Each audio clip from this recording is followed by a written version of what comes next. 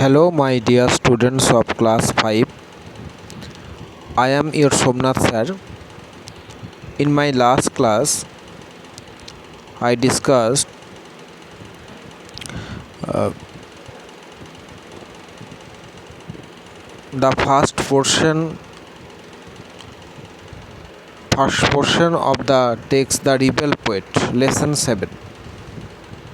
Today, I am discussing the concluding portion of this chapter. So let's begin. আজকে তোমাদের আমি lesson 7 বা lesson 7 the rebel পোয়েটের শেষ অংশটা আলোচনা করছি। দেখো, Pritam, did Kumud Ranjan inspire him to write poems?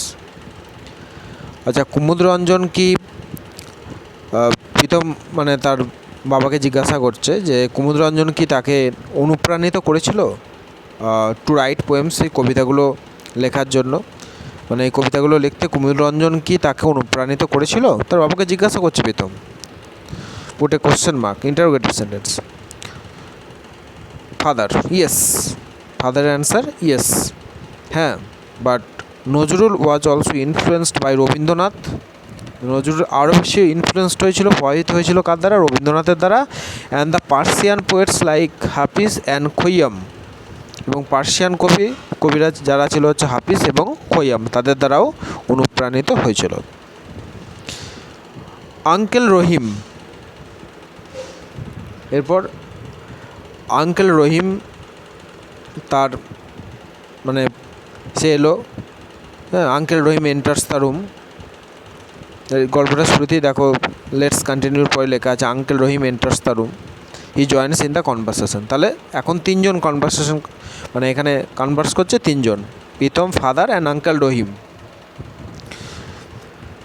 Did you know that Nazrul join the army under the British? বলছে আচ্ছা,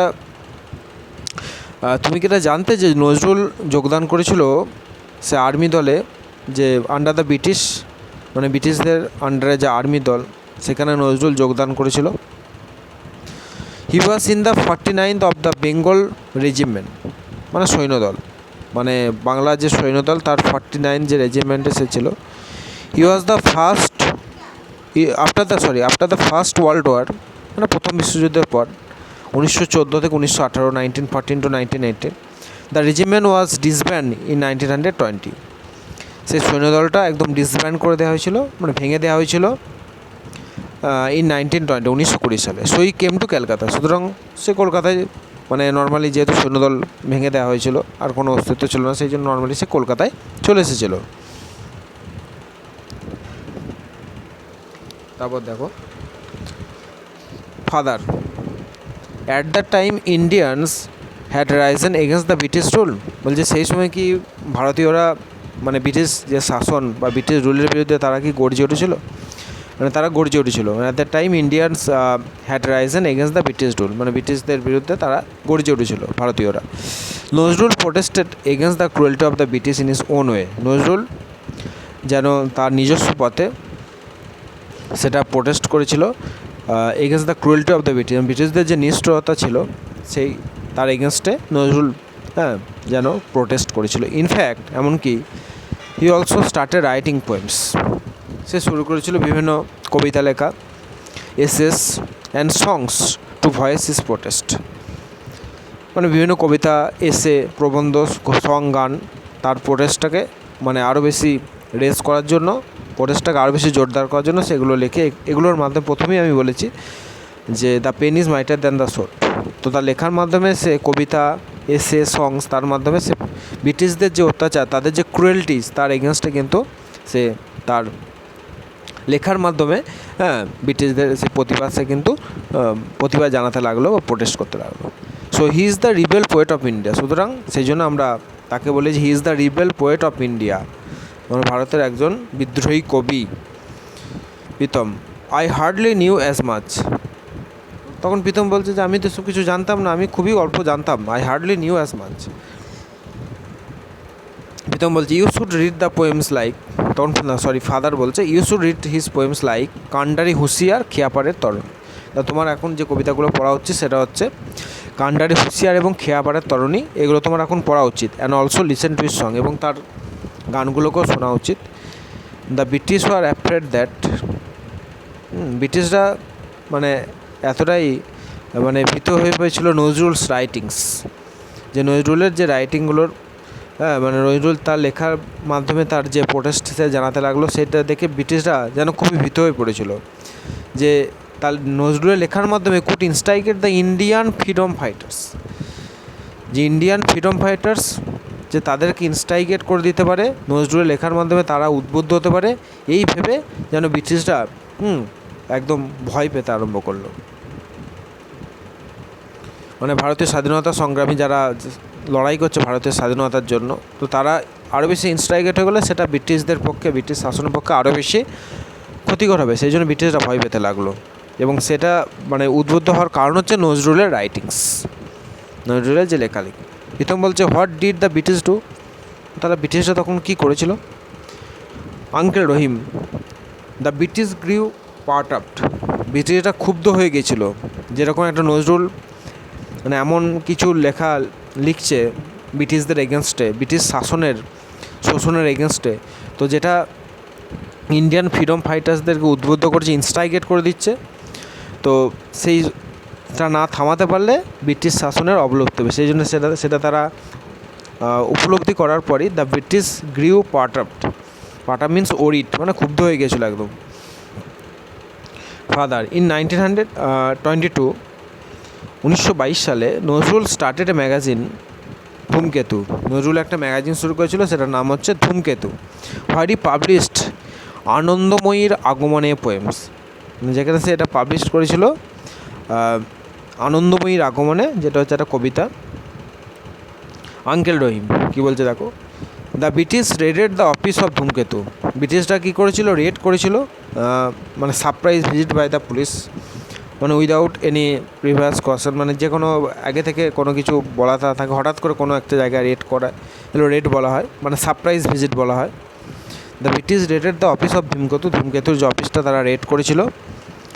the poet was arrested from Comilla, মানে কবি বলতে দ্য পোয়েট, মানে পোয়েট হচ্ছে আমাদের কাজী নজরুল ইসলাম।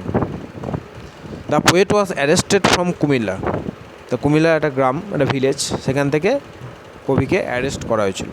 প্রীতম হোয়াট হ্যাপেন দেন, তারপর কী ঘটেছিল, মানে প্রীতমের এক্সাইটমেন্টটা কিন্তু আস্তে আস্তে বাড়ছে, মানে একদম ফ্রম বিগিনিং টু এন্ড তার এক্সাইটমেন্টটা একই রকম থাকবে। Father he was transfer to the Hooghly jail and there he began fasting, তাকে আবার হুগলি জেলে আনা হয়েছিল ওখান থেকে, ওখান থেকে ট্রান্সফার করে তাকে হুগলি জেলে আনা হয়েছিল। And there he began fasting, যেখানে সে আরও ফাস্টিং করতে হলো, মানে গোয়িং উইদাউট ফুড, মানে উপবাস করা।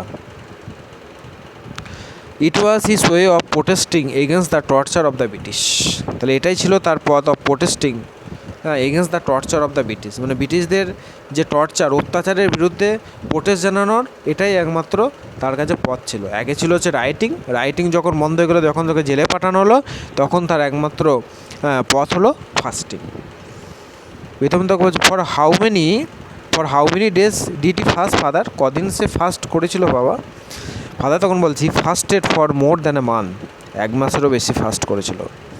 ইন ডিসেম্বর 1923, ডিসেম্বরে 1923 সালের ডিসেম্বর মাসে হি ওয়াজ রিলিজড ফ্রম জেল, মানে সে জেল থেকে মুক্তি পেয়েছে, বা জেল থেকে তাকে ছাড়া হয়েছিল, সে জেল থেকে মুক্ত হয়েছিল। Pritam thank you so much father, ধন্যবাদ বাবা। Now I will be able to sing কারারোয় লৌহ কপাট, তাহলে এখন আমি একদম ফুললি কনফিডেন্ট যে আমি এখন ওই কারারো লৌহ কপাট গানটা গাইতে সক্ষম হব। ওই জিল অ্যান্ড প্যাশন, মানে খুব এনার্জি সহকারে, এবং প্যাশন মানে একটা deep love, energy, great passion, great energy and deep লাভ, মানে গভীর ভালোবাসা সহকারে। কারণ আমি সমস্ত কিছু আমাদের এই রিবেল পোয়েট বিদ্রোহ কবি কাজী নজরুল ইসলাম সম্পর্কে সমস্ত কিছু জেনে গেছি। তো আমি এখন মন খুলে কারার ওই লৌহ কপাট গানটা গাইতে পারবো with zeal and passion, great energy and deep love, enthusiasm. I am so proud that মানে আমি খুবই গর্বিত যে that teacher has selected me for singing, শিক্ষক মহাশয় আমাকে সিলেক্ট করেছেন, বেঁচেছেন এই গানটা গাওয়ার জন্য। আঙ্কেল রহিম তখন শেষে কী বলছে, last speech of uncle Rahim, then let's hear your sing, will sing along with you as well. ঠিক আছে, তাহলে লেটস হিয়ার ইউর সিং, হ্যাঁ তাহলে ঠিক আছে শোনাই যাক তোমার গানটা। উইল সিং, আমরা অবশ্যই গান করব, along with you as well, মানে তোমার সঙ্গে আমরাও গাইবো, তুমি শুরু করো গানটা। ঠিক আছে, সো এখান পর্যন্তই তোমাদের এটা শেষ হয়ে গেল।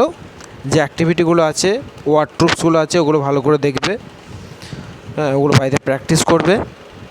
ওকে, ঠিক আছে, থ্যাংক ইউ।